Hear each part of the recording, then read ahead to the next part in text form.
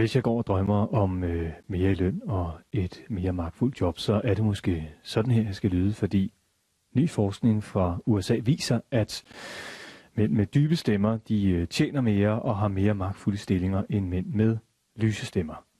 Og det bliver også meget mærkeligt. Så måske skal jeg i virkeligheden spørge, hvorfor det er sådan, og det kan jeg jo tilpas spørge dig om. Godmorgen og velkommen, Claus Møller. Tak. Du er stemmecoach og foredragsholder. Du skal ikke vurdere min præstation lige før. Til gengæld så skal du hjælpe os med at finde ud af, hvorfor det er, at de her dybe stemmer virker, som de gør, hvordan man får en dyb stemme. Ja. Den her undersøgelse, den inkluderer 792 mandlige topchefer. De blev studeret i en stor amerikansk undersøgelse, og dem med de dybeste stemmer havde de største fordele rent jobmæssigt. Hvorfor det? Man kan sige, at en dyb stemme har først og fremmest den store fordel, at man bliver ikke stresset af at høre på den. Der er simpelthen et eller andet, som skaber ro, autoritet, magt måske ligefrem.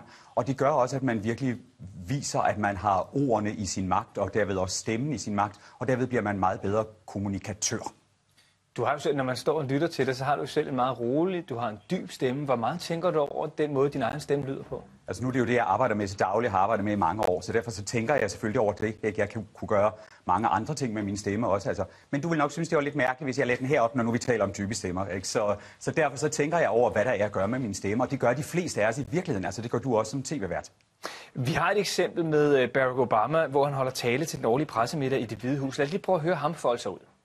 I go out on the basketball court, took 22 shots, made 2 of them. That's right, 2 hits, 20 misses. The executives at NBC asked, what's your secret? Hvad siger Obamas stemme om ham? Altså, den siger jo igen, den er med, at han har enormt meget overskud. Ikke? Fordi hans stemme ligger der. Når man taler i det dybe leje, er man også meget bedre til at holde pause. Og det han gør her, det er jo virkelig en fantastisk performance, fordi han siger noget, og lader folk nå at reagere på det, han siger. Hvis han har talt meget hurtigt og talt heroppe i et mere aggressivt leje, så havde folk ikke nået at høre alle de sjove ting, han siger, havde ikke nået at mærke, hvem han er. Så man kan sige, at det er gode vibrationer, han sender ud i verden i virkeligheden, og de gode vibrationer rammer hans tilhør, og derfor så kommer han meget bedre i kontakt med dem. Vi har også et andet klip, det er med talkshow-dronning Oprah Winfrey. Hun holder en tale på Harvard Universitetet. Lad os lige prøve at se og høre det. Well, I was so honored. I wanted to do something really special for you. I wanted to be able to have you look under your seats and there would be free master and doctor degrees. But I see you got that covered already.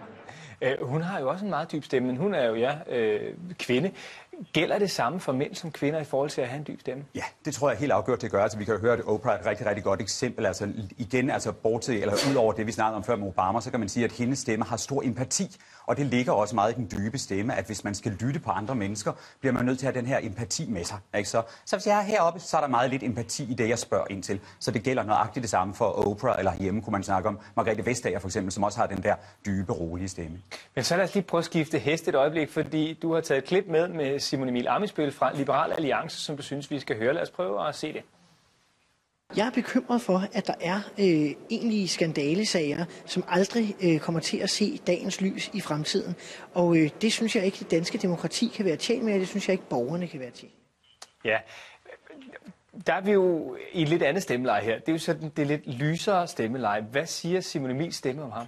Man kan sige, det siger så alt det modsatte, kunne man sige. Hvis jeg lægger min stemme herop igen, så vil man tænke, okay, nu er der et eller andet der ikke helt spiller sammen. Altså når man kigger på Simon Emil, så er der noget med kropsbygning og stemme. Altså hvis man så ham, talte med ham i telefonen og så ham bagefter, så er der noget, der ikke helt passer sammen. Ikke? Så derfor så siger han stemme i virkeligheden, at han måske ikke helt har så meget styr på det. Det lyder lidt stresset, når han taler.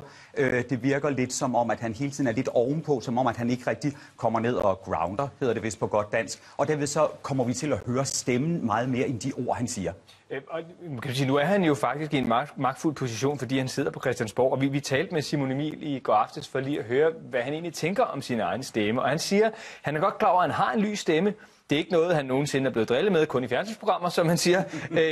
Og så har hans stemme jo, som han også siger, givet ham valg til Folketinget hver gang indtil videre. Og selv synes han i øvrigt, at Ove Sprogøe har en dejlig stemme. Ja, Ja. Ville det være svært for Simon Emil at lægge sin stemme ned i dybere toneleje, hvis han skulle have lyst til det? Nej, altså det er jo fitness, kunne man sige, altså stemmefitness, ikke? Så det handler om at få de rigtige muskler til at lave nogle andre ting, ikke? Så det er nøjagtigt det samme som, hvis du og jeg tænkte, at nu vil jeg større overarme og gik ned og løftede noget jern i det lokale fitnesscenter, ikke? Så er det det samme. Der er nogle muskler, der simpelthen skal arbejde på en anden måde. Men lad os lige, fordi du har taget en lille øvelse med, hvor du rent faktisk kan vise, at man kan træne sig til en mørkere stemme. Hvad er det, vi skal gøre? Vi skal prøve at lege Kai Andrea-øvelsen her. Så du skal prøve bare lige at lægge et par fingre på din egen strube, Adams æble, Eva æble, hvis man er til den slags.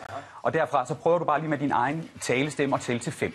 1, 2, 3, 4, 5. Fantastisk, det kunne du jo godt. Så prøver vi at lege Kai-udgaven nu, så nu skal du tale så dybt som overhovedet muligt, og måske mærke, at din strube den bevæger sig et andet sted hen. Så du prøver at tænke 1, 2, 3, 4, 5. Så går den nedad. Strube nedad her. Ja. Så de muskler, som skal hive din strube nedad, de er simpelthen ikke så stærke som dem, der måske hiver den lidt højere opad. Ikke? Nu synes jeg sådan set, at dit stemmeleje passer fint til dig. Ikke? Ja. Men hvis du nu tænker, at du gerne lige vil træne lidt af det her, så er det noget med nogle gange dagligt, bare lige at tænke almindelig talestemme, ned og tælle til 5 ned i Kai-lejet her, og tilbage igen her. Og så vil musklerne langsomt vende sig til at gøre noget andet, end de plejer. Så det vil sige, at man kan rent faktisk træne sin stemme mørkere? Det kan man. Helt afgjort. Og hvor lang tid vil der gå, fra jeg har stået sådan her hjemme foran spejlet, eller siddet i min bil, sådan, når der er rødt lys, og har talt som Kai og talt til 5, til jeg har en mørkere stemme? Altså, der vil gå sådan en 3-4 uger, tænker jeg. Det er en ny vane. Ikke? Det er noget, dine muskler skal vende sig til at gøre noget andet. Og derved så, efter en 3-4 uger, så vil du kunne begynde at mærke det. Det kan godt